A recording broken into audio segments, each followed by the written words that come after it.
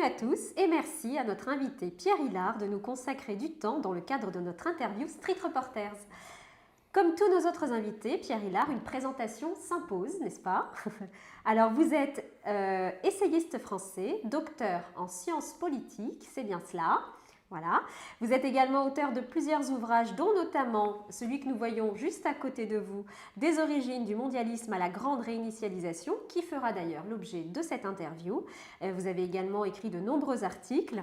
Alors, Pierre Hilard, je vous propose de vous poser quelques questions pendant cette interview sur votre livre, essentiellement, afin d'avoir votre point de vue sur certains sujets qui sont aussi des sujets d'actualité et de profiter de vos connaissances et de nous donner aussi quelques clés de réflexion. Vous êtes prêts? Je suis prêt. Alors, Aléa iacta est, comme on dit en belge. Voilà. Alors, ce que je vous propose, c'est de commencer avec un sujet qui nous tient à cœur et bien sûr à beaucoup de gens aussi, c'est le sujet des enfants. Et dans votre livre, vous abordez un extrait de la Genèse qui parle des enfants à l'époque de Sodome et Gomorrhe. Les enfants voulaient participer à des actes sexuels avec des hôtes. Est-ce qu'il y a une volonté aujourd'hui de pervertir les enfants comme à l'époque de Sodome et Gomorrhe? Et je pense notamment, alors des sujets qui sont là pour le coup d'actualité, tout ce qui est l'hypersexualisation des enfants, la promotion des LGBT, etc. Qu'en pensez-vous? Ben oui, effectivement, aujourd'hui on vit une époque où on veut salir l'âme enfantine et on veut sexualiser vraiment le plus tôt possible des enfants. Et malheureusement, on y arrive parfaitement puisque ne serait-ce que les publicités dans la rue, mais l'école favorise cela. Donc, le but, c'est de salir l'enfant. Et l'enfant n'a pas à savoir certaines choses parce que tout simplement, mentalement, physiquement, il ne peut pas concevoir certains éléments de la sexualité. Donc, par conséquent, il ne faut pas en parler.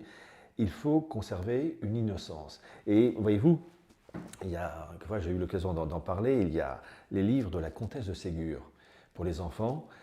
Il faut les lire quand on est enfant, mais il faut aussi les lire quand on est adulte, parce que là, on voit l'auteur, la manière de raconter des histoires pour enfants, donc la psychologie de cette comtesse de Ségur, qui était une russe à l'origine, Rostopchine, je prononce mal son nom, dont le père a joué un rôle durant les guerres de Napoléon, l'incendie de Moscou. Et vous avez dans ces livres de la comtesse de Ségur, Les bons enfants, Jean qui rit, Jean qui grogne, Le général d'Ourakine, Les malheurs de Sophie. Et ce que montre la comtesse de Ségur, c'est d'abord comment éduquer les enfants et conserver leur innocence, une fraîcheur. Et une fraîcheur enfantine qui malheureusement disparaît de plus en plus. Et tous les moyens actuels, avec tout ce qui est transgenre, on veut procéder à des mutilations, pour moi, du corps des enfants. Bon, la finalité, en fait, c'est de pervertir les âmes, et quand vous réussissez cela, eh bien, vous détruisez l'être humain en lui-même. Vous savez, il y a un élément révélateur, je crois que c'est le journal Le Monde. Vous voyez la référence ô combien classique. Il y a un an ou deux, vous avez eu un article sur les non-binaires. Donc, là, ce ne sont pas les enfants, mais finalement, ce sont des gens, vous allez voir, qui ont été touchés durant leur enfance pour arriver à ce stade-là. Et le sondage du journal Le Monde montrait que 22% des personnes âgées entre 18 et 30 ans ne se sentaient pas hommes, pas femmes, dans leur tête. Donc, quand vous avez ce chiffre-là de 22%, je crois que c'est 22%, ça a toujours existé, les non-binaires, mais c'était 0,1% autrefois, ou allez, 1%, chiffre arrondi, mais encore 22%. Et là, vous voyez le dérèglement. Donc déjà, ça montre que ces jeunes adultes, entre 18 et 30 ans, ont été marqués durant leur enfance par l'école, la vie de tous les jours, des parents déjà pas très nets, bref, l'accumulation, la télévision, etc. Et donc tous ces éléments ont perverti, ce qui fait que, c'est simple, ces enfants à l'esprit tordu font des adultes à l'esprit tordu, et l'élément révélateur, c'est que ces personnes-là d'aujourd'hui, pour la plupart, ont été incapables de faire la guerre de 14-18. Pour les hommes dans les tranchées et les femmes qui étaient dans les usines ou dans les champs à pousser la charrue, c'était à l'époque des hommes et des femmes. Et aujourd'hui, voilà. Alors, Plus rien. tout à l'heure, vous parliez justement de la mutilation des corps des enfants. Et c'est vrai qu'on voit de plus en plus de législation ou de projets de loi favorables au changement de sexe, et ça dès le plus jeune âge, notamment et essentiellement dans le monde occidental. Il y a là un sacrifice physique, mais est-ce que l'on peut parler aussi de sacrifice spirituel? Alors, sacrifice physique, oui, puisque c'est une mutilation et puis c'est irréversible. Dans le cadre sacrifice spirituel, alors, en faisant court, le but, c'est de détruire le genre humain, de l'avilir, de le dégrader. Et le sacrifice humain, sacrifice spirituel, le terme, il est valable dans le christianisme, dans le catholicisme, ce qu'on appelle le sacrifice expiatoire, le coup de la messe où le prêtre transforme, quand on est catholique, on y croit, le pain et le vin en corps et sang du Christ. C'est un sacrifice expiatoire qui n'existe pas dans les autres religions. Et l'objectif d'aujourd'hui, c'est d'aboutir à un sacrifice des esprits, c'est-à-dire qu'on les pervertit, et la finalité de la finalité, c'est le sacrifice des corps, soit par des maladies, soit par la stérilisation, mutilation aussi, et aboutir au fait que l'humanité n'arrive plus à se reproduire et à produire des hommes et des femmes, hommes et femmes sains de corps et d'esprit. Donc finalement, c'est une dégradation du genre humain et qui conduira, si on va jusqu'au bout de cette logique perverse, à son anéantissement.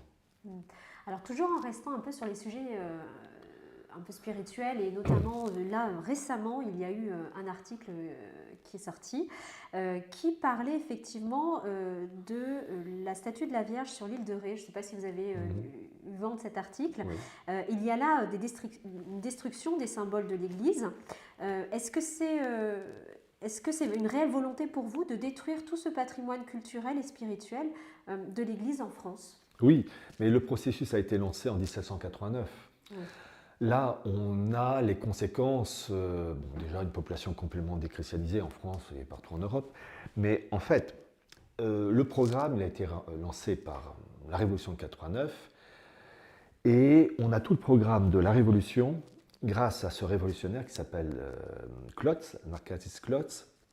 Alors pour information, à cause de vous, je suis obligé de le dire, j'ai eu le privilège de faire une longue préface pour un livre de Klotz, enfin les deux livres de Klotz sur la République du genre humain et la République universelle, qui est la formule actuelle, enfin formule pour dire gouvernance mondiale, ouvrage qui avait été tronqué, parce qu'il y avait des passages désagréables et donc ça avait été supprimé. Et ces deux livres ont été repris dans leur totalité grâce aux archives de Gallica et publiés aux éditions Mia Veritas. Et on a tout le programme de gouvernance mondiale, République universelle, de déchristianisation, avec disparition de la Sainte Trinité, du prêtre, et la volonté de mettre en place une gouvernance mondiale, République universelle, d'une manière technocratique, en 1000 cases départementales. Comme au début, en 89, la France était en département, mais en carré, mais pour des raisons d'ordre pratique, géographique, montagne, ils ont été obligés d'arrondir et faire les départements. Et donc c'est une vision technocratique d'un homme indifférencié. Donc on revient un peu au début de ce que vous disiez. C'est-à-dire que homme-femme, qu'on habite Clermont-Ferrand, Strasbourg, Brest, les différences ethniques, parce que breton, celte et germanique pour l'Alsace, eh bien tout est arasé, uniformisé. Et le programme de Klotz, le programme en fait qui est le reflet à la Révolution de 89, c'est d'aboutir à un monde au même tonneau, 1000 cases départementales d'un point de vue politique, et donc pour cela il faut favoriser le mélange des populations, l'immigration, le mot français doit disparaître, et il s'appuie entre autres sur la Kabbale, qui est l'interprétation ésotérique du judaïsme talmudique, pour favoriser la métempsychose, la migration des âmes, qui dans la Kabbale s'appelle le Gilgul ou Gilgul. Bon, voilà. Donc en fait, ce qu'on voit aujourd'hui, l'île de Ré, la Sainte Vierge, la statue de la Sainte Vierge, vous savez, vous avez eu la séparation de l'Église et de l'État en 1905, c'était le même processus. Mais là, maintenant, on est arrivé en roue libre. L'incendie de Notre-Dame en 2019, on n'a toujours pas trouvé la cause de l'incendie. Enfin, à ma connaissance, ça m'a échappé, on ne connaît toujours pas les causes. Là où les causes, bon, en fait, c'est une volonté de détruire les monuments religieux, ce qui fait l'âme de la France, et de détruire les esprits qui avant étaient chrétiens avec leurs qualités et défauts, mais il y avait une civilisation française, italienne, espagnole, pareil. Et là, on arrive, j'allais dire, au bout du bout. La Révolution de 89, avec Vatican II, il ne faut pas oublier Vatican II, qui a aussi un fantastique accélérateur de la déchristianisation. La finalité de 89, c'est son logiciel, c'est de détruire le monde issu de la révélation depuis 2000 ans. Et ça a été accompagné et soutenu par Vatican II. Et j'en ai parlé, Vatican II est, comme disait Benoît XVI, à l'époque il était évêque ou cardinal, il a eu l'audace de dire que Vatican II était formidable, extraordinaire, alors que c'est un échec complet. Et il a dit cette chose tout à fait juste. Il a dit que Vatican II, c'était une tentative de mettre au même niveau l'Église avec le monde issu de 1789.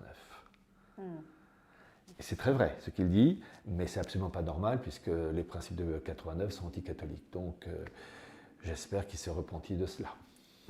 On l'espère aussi. Alors, nous pouvons faire un lien entre le messianisme sur la notion de paradis sur terre et le discours de Klaus Schwab, dans lequel il indique vouloir apporter des vies meilleures. Klaus Schwab parle également de quatrième révolution industrielle, ce qui sous-entend révolution technologique et numérique, avec notamment l'intelligence artificielle. Il souhaite y intégrer pleinement la nouvelle génération par le biais d'une cohésion sociale de justice et d'égalité. N'est-ce pas lui d'ailleurs, le point de bascule vers ce nouvel ordre mondial? N'a-t-il pas réussi à fédérer toutes les nations à sa vision? Alors, pour faire court, Klaus Schwab, dans mon livre Des origines du mondialisme, il y a une photo en couleur d'un entretien de Klaus Schwab chez lui. Et en arrière-fond, il y a donc sa bibliothèque avec un buste. Le buste de Lénine. Donc ça résume la situation. Lénine, donc esprit antichrétien, collectivisme, héritier de 1789, je rappelle cet élément révélateur, que lorsque Lénine est arrivé à Pétrograd en 1917, il y a eu un orchestre bolchevique pour l'accueillir et pour lui jouer quel morceau de musique? La Marseillaise. Ce qui est logique puisque 89 est la référence absolue. Et donc Schwab est dans cette lignée collectivisme, destruction du genre humain, différenciation des sexes, et une humanité réduite en esclavage via le transhumanisme, via le puçage, et une élite qui contrôle tout ça. Et il faut savoir que pour Klaus Schwab, son mentor, et j'utilise le mot qu'il a utilisé lui-même en 2015, lors de la disparition de cet homme-là, c'est un Canadien qui s'appelait Maurice Strong, et qui faisait d'ailleurs partie du Forum de Davos. Et quand il est mort en 2015, Schwab s'est fendu d'un article en parlant de Maurice Strong comme un autre extraordinaire, mon mentor, donc vous voyez la hiérarchie. Et Maurice Strong était un Canadien qui travaillait dans le pétrole et qui a, en liaison avec des organismes financiers immenses, enfin des relais immenses, pondu un document qui s'appelle la Charte de la Terre, qui est le document, la Magna Carta pour gérer le monde, un monde à la Klaus Schwab, un monde collectiviste, un monde où l'esprit de la nature prend le dessus, Gaïa, déesse mère, etc. Et d'ailleurs, ça a été repris par l'Église, qui a, je ne sais plus, c'est un timbre ou une pièce de monnaie qui représente une femme enceinte, et le ventre arrondi, c'est la terre. Donc vous voyez comme Vatican II accompagne les projets de Schwab. Et je dis ça parce que Maurice Strong compare ce document, la Charte de la Terre, comme un document comparable aux 10 commandements ou la Déclaration universelle des droits de l'homme. Donc tout ça, il l'a fait en liaison avec des organismes internationaux. Et ce document qui est chargé de gérer cette humanité, en précisant après qu'il y a ensuite des rivalités internes au sein des factions mondialistes, ça on en parlera, c'est que ce document a été mis tel un joyau sans prix, non pas dans un meuble Ikea, mais dans un meuble qui la réplique ou qui ressemble étrangement, et j'ai mis les photos en couleur dans mon bouquin, ressemble étrangement à l'Arche d'Alliance du roi David. Alors ce document d'ailleurs, qui a été mis dans la Charte de la Terre, qui a été mis dans ce meuble s'appelle l'Arche de l'Espoir, et il ressemble énormément à l'Arche d'Alliance du roi David. En fait, dans leur objectif à eux, assez mondialiste, et Klaus Schwab et consorts, ou Harari, ce cher homme qui est, je mets cher homme, qui est épouvantable, enfin bon, épouvantable. Il faut revenir à la situation avant la révélation. C'est-à-dire qu'il faut effacer le monde issu du christianisme, issu de la reconnaissance du Christ comme le Fils de Dieu incarné. Je sais que c'est un point capital, parce que là je m'adresse à des convictions diverses, gens athées, cathos protestants, bouddhistes, tout ce que vous voulez. En fait, quand on veut comprendre quelque chose, il ne faut pas le comprendre en fonction de son désir personnel, il faut aller vers l'autre et comprendre qu'est-ce qu'il veut, quels sont ses points de référence. Voyez-vous, dans certains milieux de la dissidence, certains vont parler avec passion de l'importance du droit, d'autres de l'armée, d'autres de l'économie, d'autres de la finance. Mais que ce soit droit, armée, finance, etc., ce ne sont que des outils. Le droit est un outil, l'armée est un outil, le GIGN est un outil de luxe, la finance est un outil. Et ce ne sont que des outils pour, en fait, cibler un but supérieur, un monde unifié, collectiviste, indifférencié, une humanité réduite en esclavage, une élite qui verrouille tout ça. Et l'objectif, c'est donc, et c'est révélateur, ce document, la Charte de la Terre, dans ce meuble, l'Arche de l'Espoir, qui donc ressemble à l'Arche de l'Alliance, il faut revenir à la situation d'avant le Christ. Et ça me fait toujours penser à ce clip qu'on peut voir de la chanson de ce très bon chanteur, et une très bonne chanson de Michel Berger, Le paradis blanc. Recommencer là où le monde a commencé, comme avant. Et quand on regarde le clip de la chanson de Michel Berger, Le paradis blanc, à un moment donné, on voit une sorte d'escalier ou échelle de Jacob, et sur un sofa, un canapé, un homme, un vieillard digne, qui ressemble un peu à un rabbin. Et en fait, dans cette volonté mondialiste messianique, il faut revenir à la source, détruire le monde, le monde jusqu'à la révélation, rétablir un monde désinfecté de ces kélipotes, c'est-à-dire les impuretés selon la morale kabbalistique. Alors merci pour ces explications que vous venez de nous donner, qui sont très claires. Alors, quand on revient un peu à votre livre, vous parlez de deux factions juives rivales qui s'affrontent depuis des siècles pour contrôler le monde. Aujourd'hui, où sont les centres de pouvoir de ces deux factions? Et est-ce que vous pensez qu'il y a une faction qui l'emporte sur l'autre? Alors, en fait, là, je vous parle de mon livre « Sionisme et mondialisme » aux éditions Nouvelle Terre. Donc, c'est en deux parties. Première partie, c'est une super note de synthèse des carnets complets de Theodor Herzl, le fondateur du sionisme. Deuxième partie, la relation entre nazis et sionistes avec la mise en place d'un accord, l'accord La Havara, transfert, durant l'été 1933, pour permettre un flux contrôlé de juifs germanophones de l'Allemagne vers la Palestine, à l'époque sous mandat britannique. Et pourquoi je vous parle de Theodor Herzl? Parce que Theodor Herzl, d'abord, ses carnets complets sont absolument passionnants, extraordinaires. Theodor Herzl, qu'on soit pour ou contre lui, est un homme hors norme, quand même extraordinaire lorsqu'il écrit lors du premier congrès de Bâle en 1897. À Bâle, j'ai fondé l'État juif. Certains riraient ou souriraient à de telles affirmations. Dans un an peut-être, dans 50 ans sûrement, la chose se fera. Ben, ça n'a pas été 50 ans, c'est 51 ans, 1948, création de l'État d'Israël. Hors norme, le bonhomme.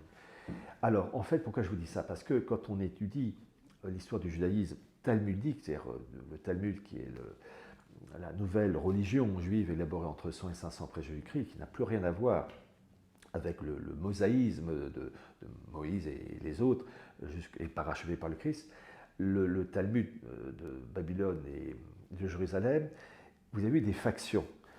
Suite à la destruction du temple à Jérusalem en 70 par les troupes romaines de Titus, vous avez eu des factions, une faction qui partait du principe que le rétablissement de la gloire d'Israël, de son temple, etc., ne pouvait se faire que par un acte divin.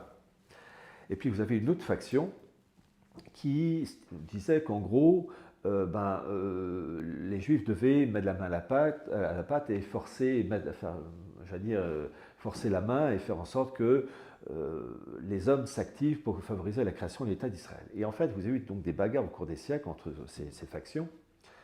Et Herzl appartenait, dans l'approche du mondialisme au XIXe siècle, à cette faction qui voulait créer l'État d'Israël. Et je vous ai dit que la première réunion du congrès sioniste en Suisse, à Bâle, mais en fait, ce qu'on ne sait pas, c'est que cette première réunion du congrès sioniste aurait dû se produire en Allemagne, à Munich. Et la chose ne s'est pas faite. Pourquoi? Parce que les juifs allemands, et en particulier bavarois, enfin les rabbins de l'époque, appartenaient à cette faction qui disait qu'il n'y avait que Dieu pour établir d'une manière divine, surnaturelle, l'État juif, et donc se sont opposés violemment à Herzl et à ses collaborateurs, Nordau et bien d'autres. Et donc, Herzl a été obligé de battre en retraite et de choisir une autre ville d'accueil, Bâle. Donc on a, en fait, depuis cette époque, depuis Titus, donc 70 après Jésus-Christ, cette bagarre entre factions, et selon les époques, il y en a une qui prend le dessus sur l'autre. Mais même au sein des factions, de ces factions, vous avez des rivalités internes et des soubassements, enfin bref, une poule n'y retrouverait pas ses poussins. Voilà. C'est bien dit. Alors, je vous propose maintenant de partir en Chine. Allons-y. Allons-y. Nous voyons que la Chine prend de plus en plus de poids dans l'échiquier mondial. Elle est également, comme on le sait tous, à la pointe de la surveillance de masse avec le crédit social et le traçage numérique. Pourrait-elle prendre les rênes du mondialisme en mettant de côté les questions messianiques et nous faire basculer dans un monde uniquement athée et matérialiste? Alors, la Chine communiste, en fait, ultramatérialiste, je ne vous apprends rien, est à la pointe, effectivement, du mondialisme. Alors, il faut rappeler que, bon, la Chine a intégré l'Organisation du commerce mondial. La Chine aussi a, comment dire, alors, vous avez eu à l'époque des années 70, Nixon, qui est allé en Chine, rencontrer Mao Tse-tung, et tout ça avec en arrière-fond Kissinger, pour en fait intégrer la Chine au commerce mondial, en fait faire de la Chine l'usine du monde. Et donc il y a eu un accord qui a été conclu, surtout après la mort de Mao Tse-tung en 1976, entre les élites chinoises et occidentales, en priorité anglo-saxonne, pour faire de la Chine l'usine du monde. Mais la Chine, c'est une très belle civilisation, l'empire du milieu, et avec le temps, ils ont considéré qu'ils ne pouvaient pas être les larbins, et peu à peu, cette Chine, les élites chinoises, ce sont, alors, certaines factions chinoises, parce que là aussi il y a des factions internes, en tout cas celle qui tient les rouages pour le moment, s'est rebellée pour faire en sorte que la Chine s'affirme elle-même et qu'elle n'ait pas à subir les desiderata du monde anglo-saxon. Bon.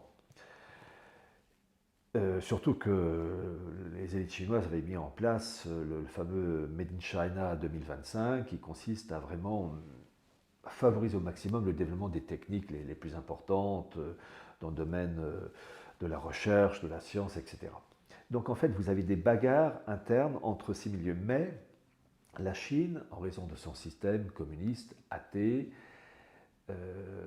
est malgré tout marquée par ce mondialisme, puisque c'est la recherche de la jouissance des biens de ce monde. Et donc, il n'y a pas, d'après ce que je sais, d'espérance messianique. Il n'y a pas la recherche d'un sacrifice expiatoire qui n'existe pas dans le communisme chinois, et même cette civilisation qui repose à la base sur Confucius, c'est plus un art de vivre qu'une religion.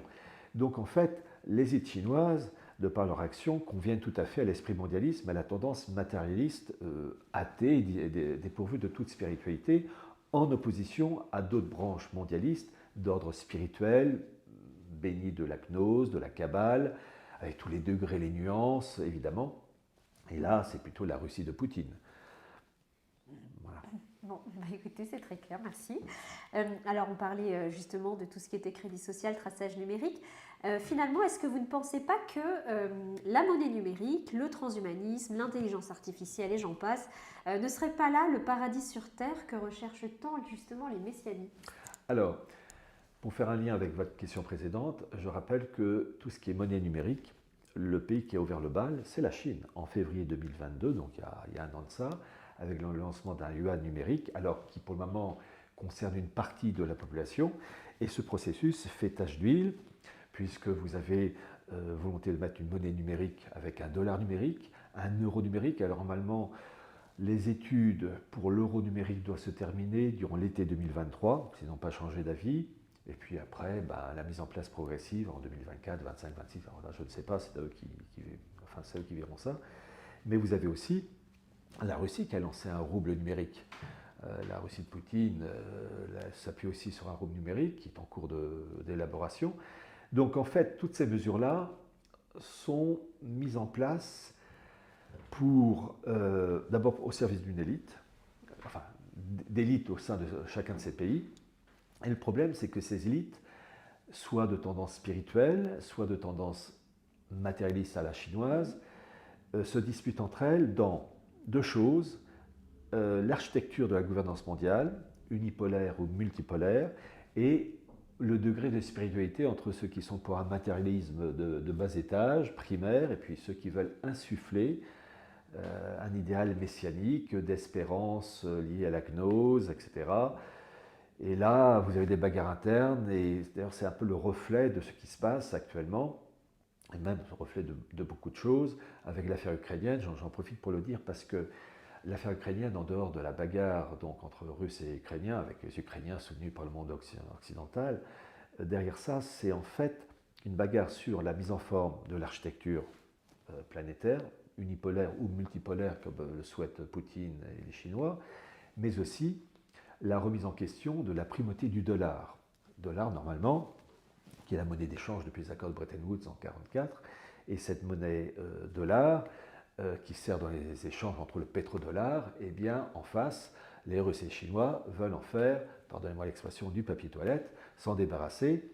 Et vous avez en particulier cette volonté de voir en sorte que les pays se détournent du dollar. L'Arabie Saoudite et la Chine pour les transactions non plus en dollars, mais en monnaie yuan, un yuan dollar, un yuan pétrole, pardon. Pareil pour la Russie. Donc en fait, l'affaire ukrainienne, dans ces oppositions, c'est en fait une bagarre sur l'architecture et la monnaie qui va gérer tout ça. Et le dollar doit passer à l'encan. Et tout ça avec des idées messianiques plus ou moins développées en fonction des factions. J'ai une expression pour ça, c'est l'enfer divisé contre lui-même. C'est-à-dire que c'est un bouillon de culture avec des grumeaux. Alors, il faut choisir son grumeau. Voilà, il faut choisir son grumeau. C'est bien imagé, du coup. Alors, finalement, la prochaine question, elle fait un peu la redite de ce que vous venez d'indiquer là. Et dans votre livre, vous le dites, depuis le contrôle de la City de Londres, la famille Rothschild tire les ficelles. Pensez-vous qu'elle finance également les forces d'opposition dans les différents pays afin d'avoir toujours un coup d'avance? Alors, bon, c'est un lieu commun de dire oui, les Rothschild jouent un immense rôle, ils financent. Soros est un agent des Rothschild. Bon, mais disons que il y a un élément révélateur.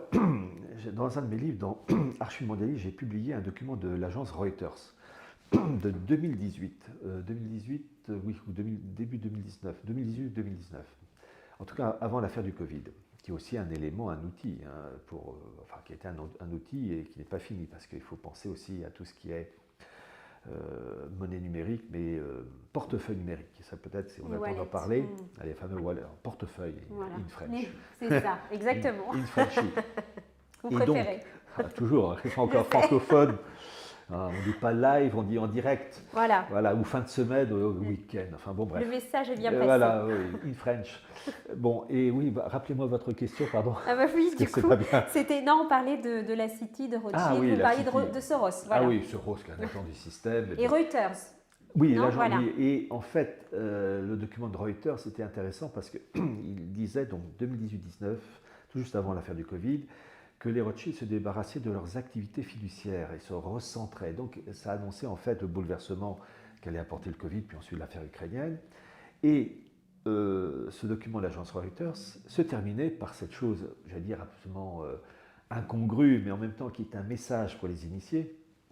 Et j'aurai peut-être le temps d'en citer un autre exemple. C'est que l'agence Reuters se terminait par le point suivant, que les Rothschild avaient financé l'Angleterre dans sa bagarre contre Napoléon Ier. Oui. Ça s'est amené par ça.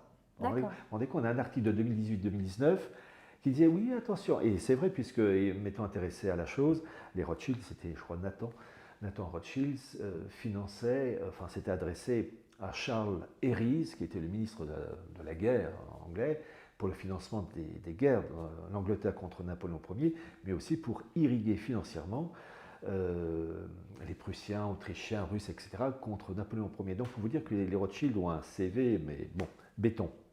Mais voyez-vous, dans ces guerres messianiques, il y a un élément qu'il faut citer, et il faut des messages qu'on va voir au journal de 20 heures et qui font pas tilt. Et ça, je tiens à le dire. Vous avez eu, on est au mois de février 23, pardon, vous avez eu début février pour le 80. Oui, ça va faire 80 ans la fin de la bataille de Stalingrad.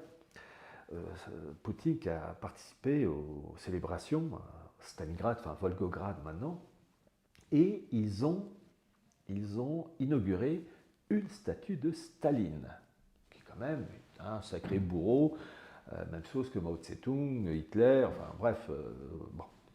Et ça, c'est un message pour initier.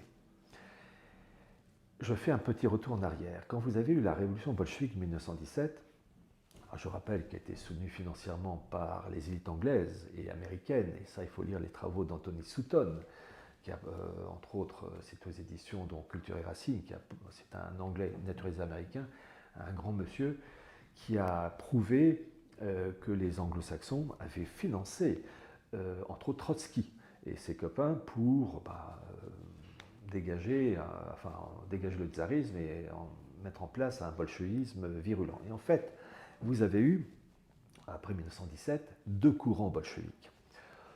Le courant bolchevique national, matérialiste, qui était la branche Staline, puis la branche bolchevique internationale, d'essence messianique, spirituelle, avec Trotsky. Et vous avez eu une bagarre à mort. Trotsky voulait diffuser la révolution bolchevique à l'échelle mondiale et un sort de sacrifice humain mondial hyper sanglant. Et Staline, lui, voulait rester cantonné à un bolchevisme national et matérialisme, évidemment, ça c'est l'essence même du système, mais ne pas l'étendre d'un point de vue messianisme sacrificiel. Et la Providence a voulu que ce soit Staline qui gagne. Trotsky était financé par la City de Londres, Staline non. Et donc la défaite de Trotsky, ça a été, donc face à Staline, ça a été la défaite de la City de Londres. Et si la City de Londres a financé Hitler, c'est pas pour rien, c'était pour balancer Hitler dans les dents de Staline, pour abattre cette Russie qui n'entrait pas dans ce cadre mondialiste messianique. Alors que Staline, lui, faisait partie de ce milieu mondialiste matériel, débarrassé de cet esprit messianique. Et l'échec d'Hitler a fait que Staline a pu tenir la dragée haute en 1945 face aux anglo-saxons. C'est ça qu'il faut comprendre. Et le fait d'inaugurer la statue de Staline à Volgograd, autrefois Stalingrad, et tout ça évidemment avec l'accord de Poutine, c'est un message pour initier, pour dire que la Russie de Poutine ne veut pas se dissoudre dans un monde émietté, dans un cadre messianiste à la Trotsky-Bronstein, un messianisme sanglant, pour en fait garder ses billes. En fait, la Russie de Poutine veut garder ses intérêts dans un cadre national mondialiste, et non pas dans un cadre indifférencié. Et c'était le même projet pour Trump. Et j'ai apporté avec moi, pour appuyer mes dires, le fameux article que j'ai fait traduire, rédigé par Poutine, au mois d'octobre 2011, sorti dans la revue russe Izvestia. Je ne vais pas lire évidemment tout son article, mais je vais vous lire quelques extraits, parce qu'en fait, Poutine veut une gouvernance mondiale, ça il l'a dit en 2014 à Valda, je veux un nouvel ordre mondial, politique, économique, financier, juridique. mais dans un monde multipolaire où les élites russes conservent des intérêts et où la Russie est un des piliers de cette gouvernance mondiale. Et donc dans la mise en place d'unions régionales. Vous avez l'Union européenne, il y a pour la Russie l'Union économique eurasienne, et qui doit devenir normalement, si ça va jusqu'au bout, à une Union eurasienne. Alors que dit Poutine dans son article de 2011 que j'ai fait traduire? Je vous lis quelques extraits. Une caractéristique fondamentale de l'union douanière et de l'espace économique commun est la présence de structures supranationales. Donc vous voyez, c'est un bloc qui va s'intégrer dans une gouvernance plus large. C'est pourquoi la Russie a présenté une proposition visant à créer un collège de la Commission de l'Union douanière avec la participation de représentants des États de la Troïka, à l'époque Russie, Biélorussie et Kazakhstan, qui travailleraient en tant que fonctionnaires internationaux indépendants.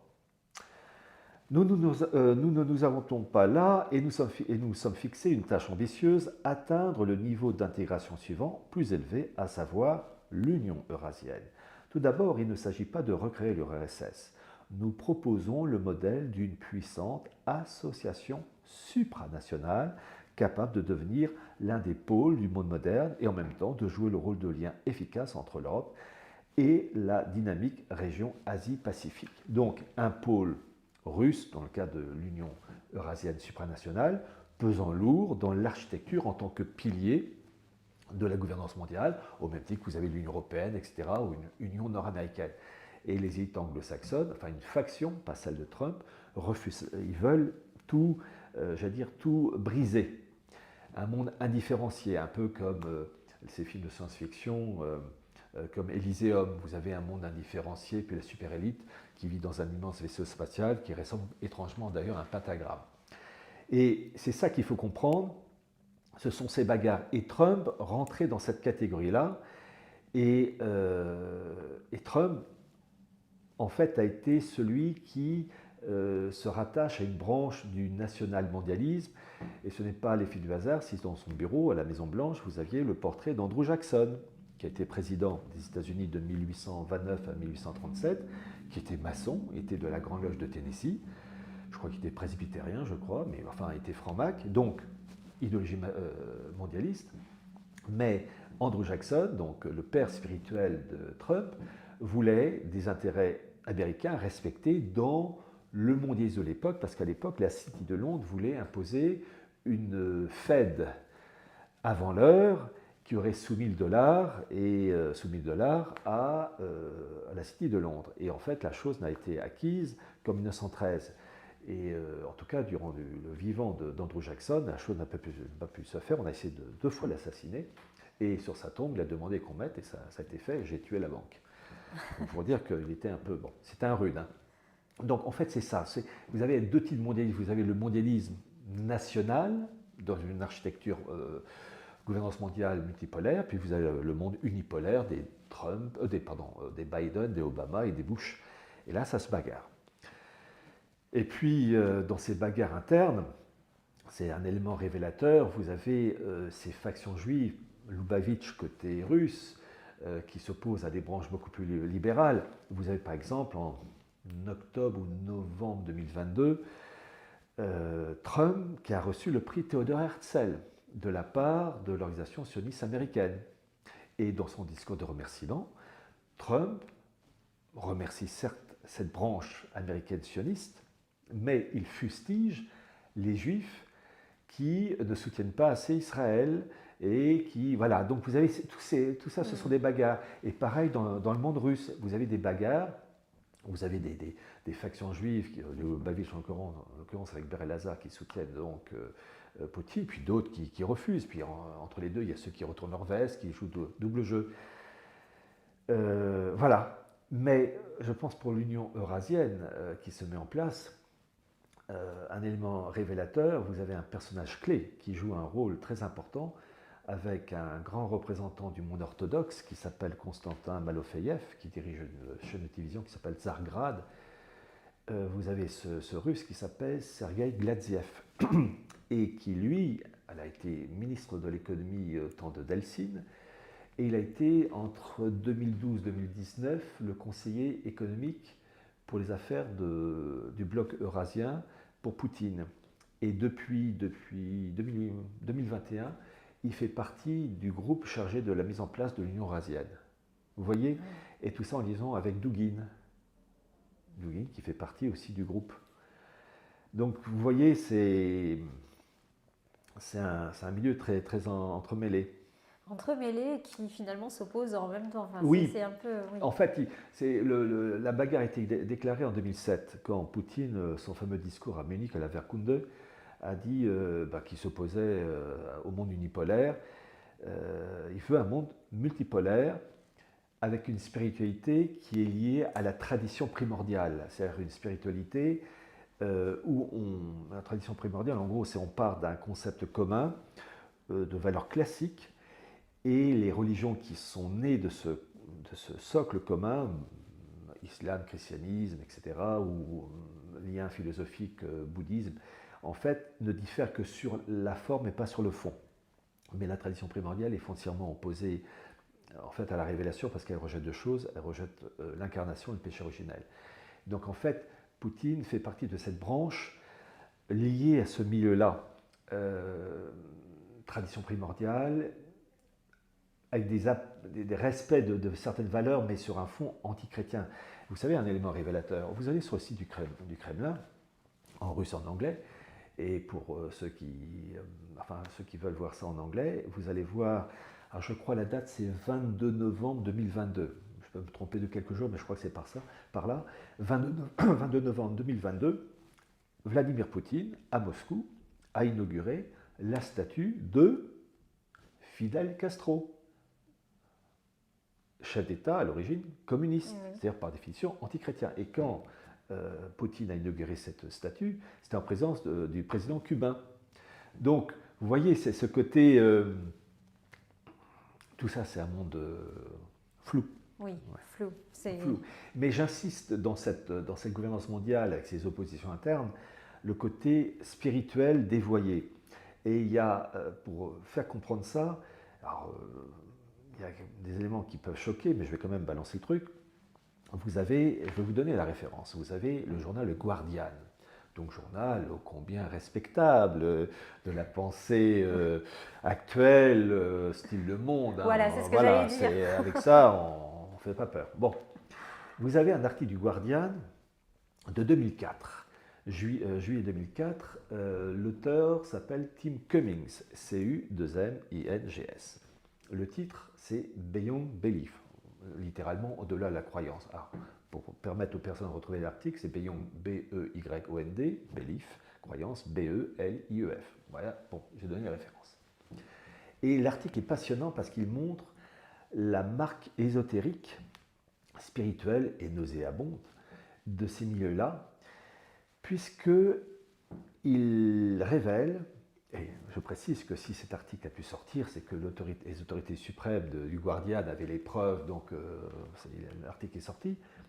Il révèle, cet article, que lorsqu'au mois de mai 1941, Rudolf Hess, qui était le dauphin d'Hitler, est allé en Angleterre, enfin il a sauté d'un avion en parachute pour pouvoir discuter avec Churchill, eh bien l'article révèle que un des représentants des services secrets anglais, qui s'appelait Ian Fleming, celui qui est à l'origine des films James Bond, a choisi comme premier interrogatoire pour Rudolf Hess un sataniste plongé dans l'occultisme, Aleister Crowley.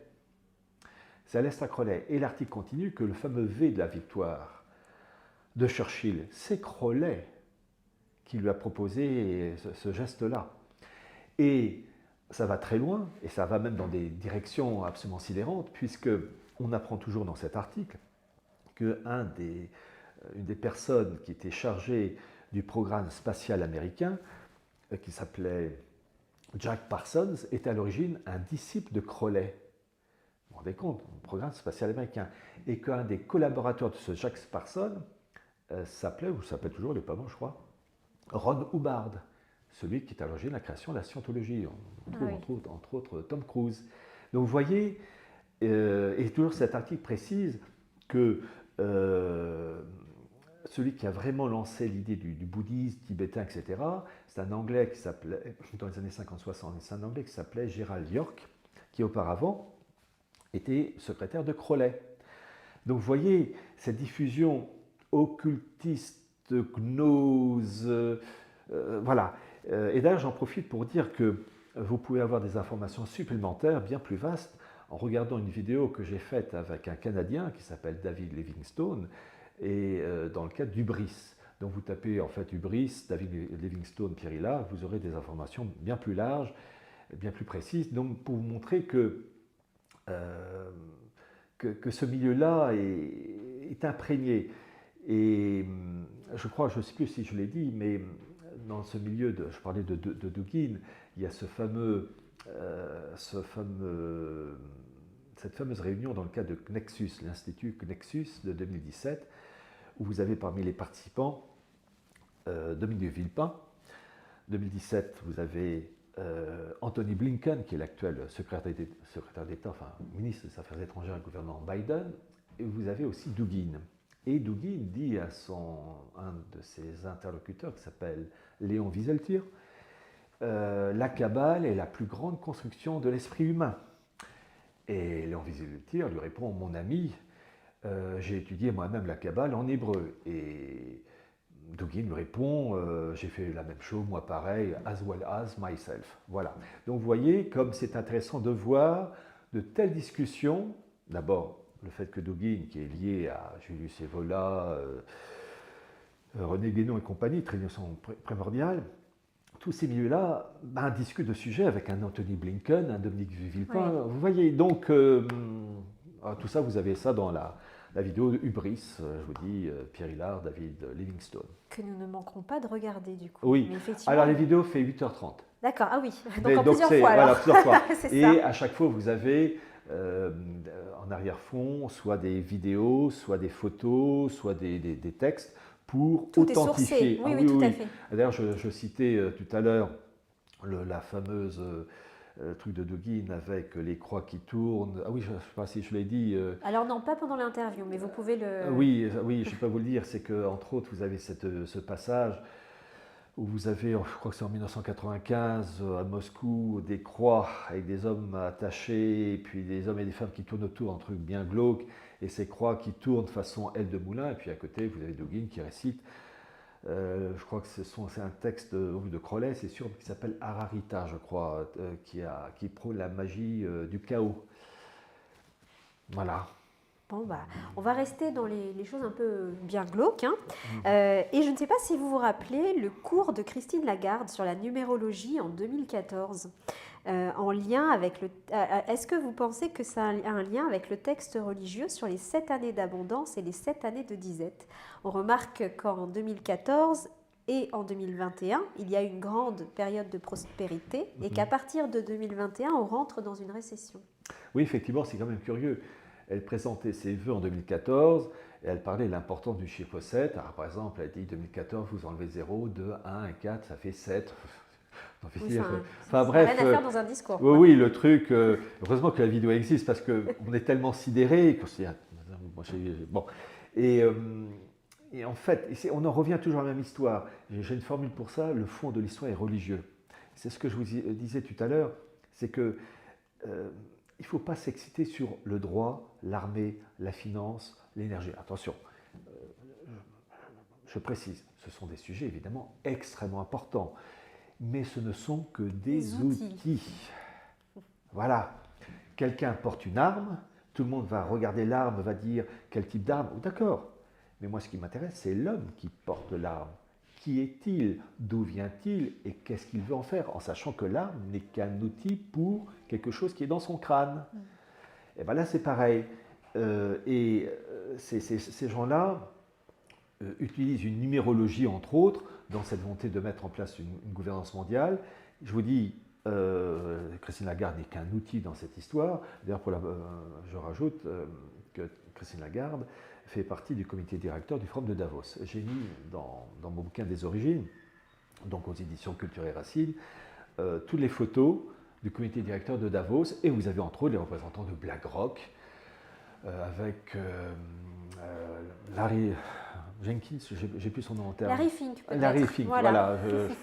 Et vous avez aussi McCartney qui auparavant dirigeait la Banque d'Angleterre et qui, lors d'une réunion des différentes banques centrales, Fed, Banque d'Angleterre, etc., à Jackson Hole aux États-Unis, je crois que c'est dans l'État du Wyoming, avait parlé en août 2019 de la chute du dollar et que cela ne se ferait pas sans heurts pour mettre en place, je cite, une monnaie synthétique hégémonique. Et tout ça, ça aussi c'est un outil. Mais tout ça, ça baigne d'une forme d'ésotérisme. Et Christine Lagarde, avec son chiffre 7, c'est comme le 007 de Ian Fleming, qui, en fait, dans James Bond, s'appuie sur le 007 qu'utilisait le diplomate et occultiste John Dee au service de la reine Élisabeth Ier au XVIe siècle, la fille d'Henri VIII, puisqu'il fournissait des documents avec l'inscription 007, 00 uniquement la reine, ses yeux, et le chiffre 7 pour idée de totalité. Et pour savoir, je précise aussi que le fils de John Dee, Arthur Dee, a été pendant 14 ans le médecin personnel et conseiller occultiste du premier tsar Romanov, Michel Ier. Ah oui. Pour vous dire, comme ce qui se passe actuellement en Russie, le monde occultiste anglais, enfin anglo-saxon, je veux parler d'Aleister Crowley entre autres, a joué un rôle épouvantable, destructeur, avilissant. Bon, évidemment, il y a eu des relais en France, des relais en Allemagne, des relais en Russie, dans tous les pays du monde. Mais la maison mère, c'est l'Angleterre. Et lorsque la reine d'Angleterre est morte, Élisabeth II, le 8 septembre, je crois, et bien comme par hasard, la franc-maçonnerie anglaise a rendu hommage à la Queen, à la reine. Il est vrai que son cousin est le patron, c'est duc de Kent, je crois, est le patron de la franc-maçonnerie anglaise. On reste en famille. On reste en famille. Voilà. Alors, c'est ça la famille mondialiste. Voilà, oui, c'est ça, c'est tout à fait. Et alors, elle est grande, la famille. Hein. Ah oui, oui. Et alors, nous, à notre petit niveau, là, c'est compliqué quand même, hein, à part d'être éveillé, conscient, et merci d'ailleurs de nous faire partager toutes vos connaissances, hein, c'est vraiment très intéressant. Mais bon, vous dites que grâce à leurs disputes internes, hein, on a bien vu que ces factions finalement s'opposent tout à fait. Grâce à leurs disputes internes, nous avons une chance, nous le peuple, de les renverser. Or, on le voit bien auprès de nos proches, amis ou autres, il y a des désaccords majeurs qui existent au sein même de la dissidence. On le voit aussi auprès de nos abonnés sur notre canal Telegram Street Reporters. Il y a des débats pro-anti-Trump, pro-anti-Poutine, pro ou anti-Elon Musk. Voilà, c'est quand même compliqué de fédérer tout le monde. Alors, déjà, il faut se former. Ensuite, je demande aux personnes, quand on veut comprendre quelque chose, il ne faut pas le comprendre parce que moi je veux, c'est comprendre comment l'autre raisonne. Donc il faut aller vers l'autre. Et quand l'autre apporte des informations sourcées, irréprochables, qui sont en contradiction avec celles qu'on avait, qui étaient mauvaises, eh bien l'orgueil prend un coup, mais on se débarrasse de ces idées mauvaises, on les met à la poubelle, et puis on adhère. Alors quand je dis on adhère aux informations, quelquefois de l'ennemi, non pas pour la prouver, ça va de soi, mais on adhère, j'allais dire, à l'information de l'autre, qui oblige à raisonner différemment. Mais on voit tout. La phrase de Jean de La Fontaine, l'homme est de feu au mensonge, mais de glace à la vérité. Donc je demande aux personnes de ne pas se voiler la face. Mais en guise de conclusion, je dirais qu'il faut se former, mais sauf rationalité extraordinaire, saisissant les dirigeants actuels, russes, américains, surtout anglo-saxons, normalement on file vers la guerre. Il y a un krach financier qui est en cours, le coût du dollar qui doit dégager, pétrodollar, etc. Vous avez les BRIC aussi, on aurait pu en parler, les BRIC, donc Brésil, Russie, Chine, Afrique du Sud et Inde, qui veulent mettre en place des monnaies. Bon, en fait, sauf rationalité, on file vers la guerre. Et ça rentre aussi dans cette guerre dans le cadre d'un sacrifice humain. Et c'est triste à dire, mais je crois, et je m'en passerai, c'est que les gens ne comprendront que dans le malheur, la faim, la peur, et que c'est la seule méthode pour secouer l'apathie. Oui, mais est-ce que c'est pas aussi, on l'a Hélas. vu, hein, la peur, c'est aussi un outil de manipulation des masses. Oui. Est-ce que Ah c'est oui. pas aussi Vous à connaissez double tranchant? la phrase du diplomate français Charles-Maurice de Talleyrand, agiter le peuple avant de s'en servir, le principe de l'orangina. Eh bien, c'est vrai, mais je crois que le chaos qui va arriver sera tel que plus personne n'aura de contrôle. Ça sera une lutte pour la vie.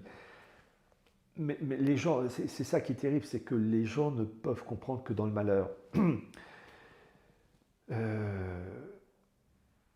y a quelques semaines de ça, il y a eu je crois que c'est la guerre du Nord, un type, un fou furieux, qui a commencé à poignarder les gens. Et je connais une personne dont la fille était présente et qui a eu très peur, et on la comprend. Et cette jeune femme, face à ce coup dur, à cette violence, a compris que le monde n'était pas si rose bonbon. Et malheureusement, il faut que ces événements s'amplifient pour que la masse comprenne. Lorsqu'on a faim, on raisonne vite. Lorsqu'on a froid, quand il y a la menace, on mûrit. Et puis à ceux qui ne voudront pas comprendre, eh bien, la nature ira sur ce qu'on appelle la sélection naturelle. Ils dégageront. Et après tout, c'est eux qui nous font plonger dans il y a une masse tellement importante de gens amorphes qui bloquent le renouveau. C'est-à-dire que les quelques personnes qui ont saisi l'origine de nos mots, ils sont quand même minoritaires. Le jour où la masse comprendra, eh bien là, nos ennemis, eh bien Klaus Schwab, il faudra qu'il court le 100 mètres Vite. rapide. Voilà. Mais pour le moment, même s'il y a des zizanies entre les factions, on est quand même dans la marmite, comme je dis, avec les grumeaux. Il y a différents types de grumeaux, mais on est tous dans la marmite. Voilà. Il faut malheureusement des événements douloureux, violents. Il faut que le système dans lequel on vit explose. C'est triste à dire, et après avec les conséquences douloureuses, que même les gens courageux, certains disparaîtront à cause des autres. Bon, c'était le mot de la fin, Pierre Hillard? La roue tourne. La roue tourne, eh ben on l'espère. En tout cas, merci Merci de m'avoir invité. Allez, 1 heure pile que nous avons Oh là passée là. ensemble, c'est magnifique. Merci, vous avez été synthétique, vous avez été très clair, vous nous avez donné plein de sources pour pouvoir aussi... Vous êtes sûr? Ah oui, Jamais. absolument. C'est le complotisme, j'invente Si, tout. Non, c'était parfait d'accord. et ça nous permet d'avoir à nous aussi des éléments complémentaires pour comprendre un peu ce qui se passe et ce qui nous entoure. Et merci, Merci de votre à vous. participation à tout cela. Et je rappelle à toutes les personnes qui nous écoutent et qui nous regardent que vous pouvez suivre l'actualité également sur notre canal Telegram Street Reporters. Et pour ceux qui souhaitent en savoir un peu plus sur tous les sujets que nous venons d'aborder, je vous rappelle que le livre de Pierre Hillard est disponible et qui s'appelle donc Des origines du mondialisme à la grande réinitialisation aux éditions Racines et Culture. Culture et racine. Culture et Racines, voilà, parfait. Merci de rectifier. Merci. Merci à vous Pierre Hillard. Au revoir à tous.